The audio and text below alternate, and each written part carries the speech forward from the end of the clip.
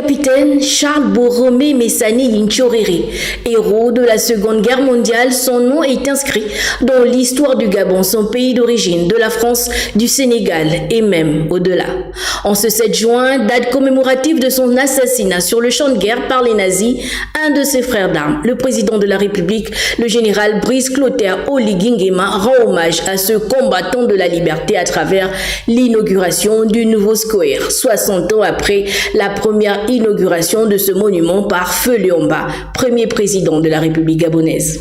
Après le dévoilage de la plaque inaugurale, la bénédiction de la stèle par l'archevêque métropolitain, place aux distinctions parmi lesquelles les médailles de l'ordre de la Panthère Noire décernées à ces personnalités. Le délégué spécial de la commune de Libreville est revenu sur la bravoure du commandant de la 5e compagnie du 53e régiment d'infanterie coloniale mixte sénégalais. C'est dans un contexte de devoir de mémoire, consistant à préserver et à transmettre aux plus jeunes la mémoire et les valeurs républicaines des hommes et femmes ayant défendu le territoire au-delà de nos frontières que nous nous retrouvons en ces lieux.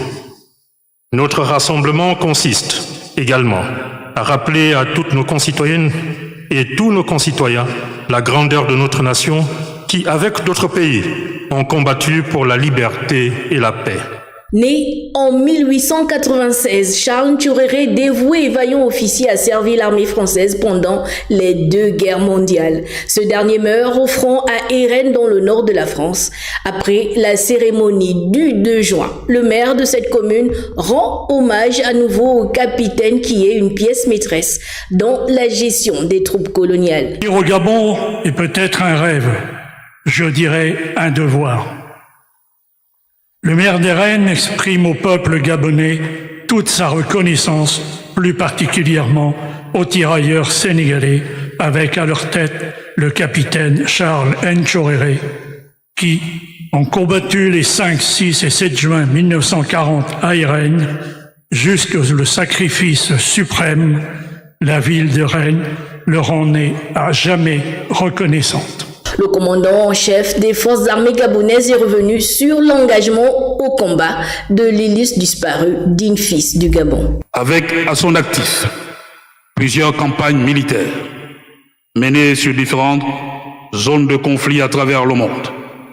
Au Maroc, en 1919, et en Syrie, en 1922, pour ne citer que ces 2 exemples.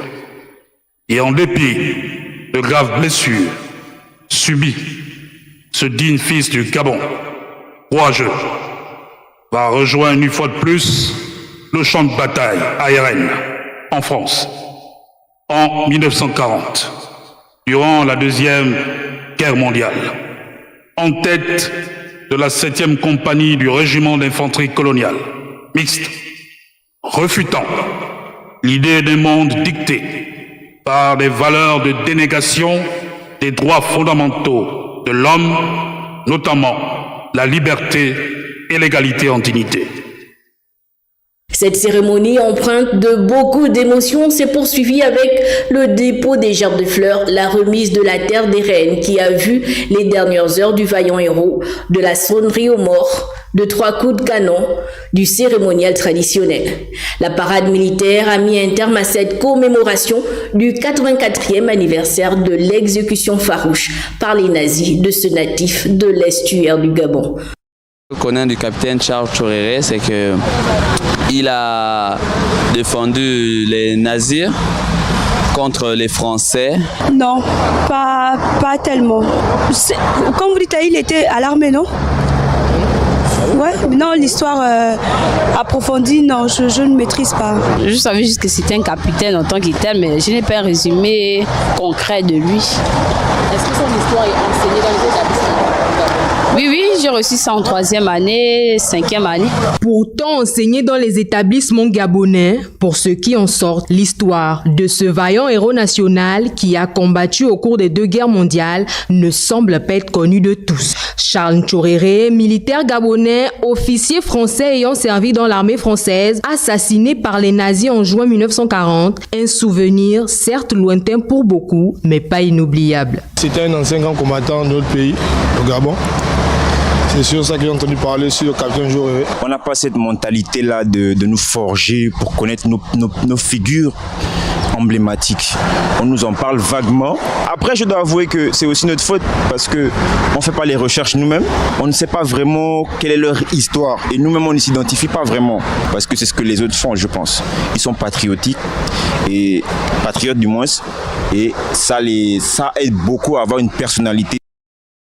L'assertion selon laquelle nul n'est prophète chez soi a bien pignon sur rue dans notre pays, le Gabon, où le symbole de la bravoure, incarné par le vaillant capitaine Charles Ntchoréré, en passe de gravir les échelons dans l'armée coloniale, a refusé de piller les Chines face aux SS de la croix gammée allemande pendant la Seconde Guerre mondiale. Ntchoréré a été, je veux dire, une force de retardement parce que la force allemande, les Panzerdivision fonçaient, sachant très bien qu'ils n'avaient aucune chance.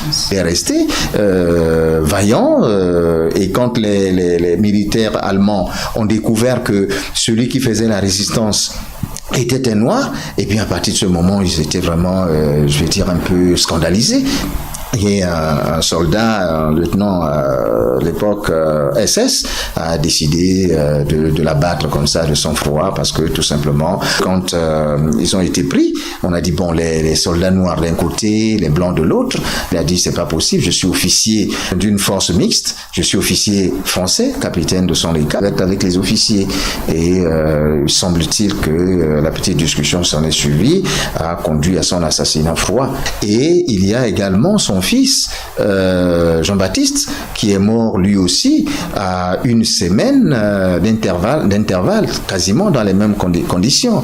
Doté d'une audace sans précédent dans l'ADN à l'image des guerriers Wongo, Nyandmakit et Mbombe, le capitaine Charles Ntchoréré est vénéré chaque année depuis la fin de la guerre 39-45 en France comme au Sénégal où il est immortalisé à travers l'école du Prytanée militaire de Saint-Louis. Charles Ntchoréré n'est pas suffisamment commémoré comme il fallait, mais il y a quand même des mouvements commémoratifs autour de lui. Les efforts ont été faits au Gabon puisque nous avons pu, dans le milieu des années 60, construire le mausolée capitaine Charles Ntchoréré. Il y a le monument aux morts juste à côté, et puis en France également. Pour pallier le déficit de connaissance de l'histoire du Gabon aux jeunes apprenants, ne serait-il pas plus qu'impérieux d'insérer dans les jours à venir des curricula relatifs à la participation des héros gabonais dans cette conflagration mondiale? L'histoire poursuit sa marche. Il est des noms qui la marquent. En l'occurrence, celui du capitaine Charles Ntchoréré, le capitaine de tous les honneurs. Un héros entré dans la légende et dont l'évocation du nom force le respect et met au garde-à-vous quiconque.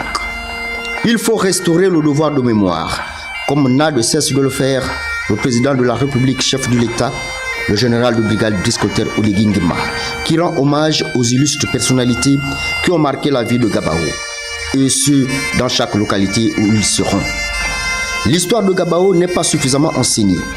Nos figures légendaires ne sont pas valorisées intensément à l'école primaire, au secondaire ainsi qu'à l'université. Il est important que l'histoire de Wongo, Mbombe, Nyandmakita, Akomamba et Mantole soit magnifiée et étudiée sans oublier leurs successeurs, à l'image du capitaine Charles Ntchoréré. On doit sortir de cette histoire historisante, combattue par Lucien Febvre, ardent polémiste, à la plume souvent acide, voire méchante, critique de l'histoire historisante.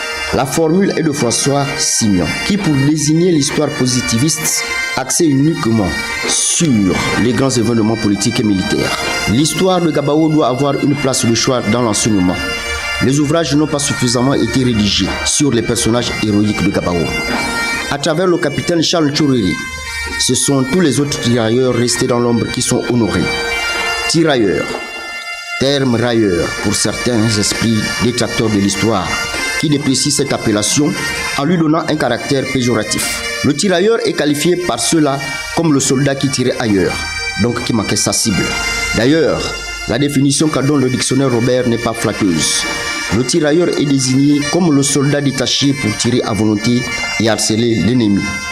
Dans la deuxième acception, il s'agit de soldats de certaines troupes d'infanterie coloniale encadrées par des Français. On voudrait faire croire que les tirailleurs ne disposaient d'aucune science militaire, d'aucune stratégie ni tactique. Et bien que l'on ne s'y trompe pas, ils ne tiraient pas ailleurs, mais en plein dans le mille. Les nazis en savent quelque chose. Les tirailleurs n'étaient pas des soldats de basse extraction. Leur rôle dans l'histoire mérite d'être réévalué. Il y a un déficit de mémoire à combler à Gabaou vis-à-vis de ceux qui ont honoré le drapeau. L'impression donnée par certains est qu'ils ont toujours voulu effacer l'histoire, effacer la mémoire. D'ailleurs, ils ont détruit la mémoire d'un grand personnage en démolissant son œuvre à la cité de la démocratie. N'oublions pas les autres héros restés dans l'ombre. Souvenons-nous par exemple du premier chef d'état-major général des forces armées gabonaises, le général Nazer Boulengi Kumba.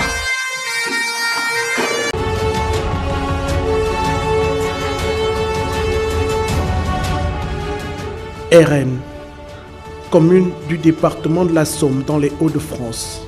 La ville vit ce dimanche un culte chrétien particulier. La commune, la seule de France à disposer d'un monument dédié à un fils du Gabon, accueille aujourd'hui pour la première fois le général Brice Clotaire Oligui Nguema, le président de la transition et chef de l'État de la République gabonaise. Cet événement pour moi, c'est l'histoire, c'est le souvenir.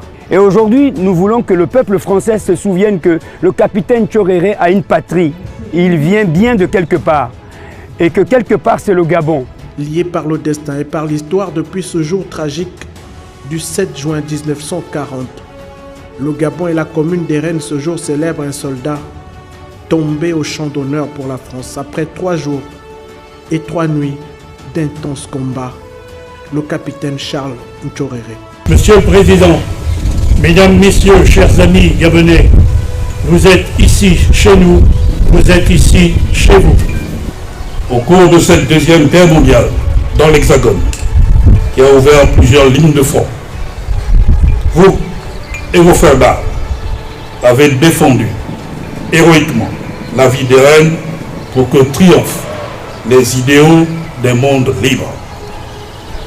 Par votre courage, votre esprit de sacrifice pour les causes nobles, vous n'honorez pas seulement la France pour laquelle vous êtes battus, mais aussi le Gabon, cette terre qui vous a vu naître le 16 novembre 1896 à Libreville et inculquer des valeurs d'honneur et de dignité à l'instar du guerrier Wango.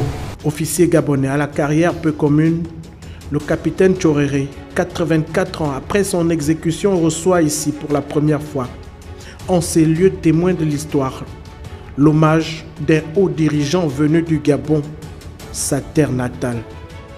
Je vais commencer déjà à saluer l'excellente relation de coopération que nous avons avec la France et aussi avec la ville des Rennes, et qui abrite ici le monument de Charles Tchoréré, qui était un héros national, qui a combattu les valeurs de liberté. Et en tant que frère d'armes militaire, je ressens ce qu'il a fait. Et je vis la même chose que ce que nous avons fait le 30 août 2023 pour notre pays. On défend les mêmes valeurs de liberté et de démocratie à travers le monde. Et j'ai tenu à être ce premier chef d'État gabonais à venir honorer sa mémoire ici à RN. Au pied de cette stèle érigée en 1965, la patrie gabonaise reconnaissante salue la mémoire d'un illustre compatriote entré par la grande porte au panthéon des immortels. Héros un jour, héros pour toujours.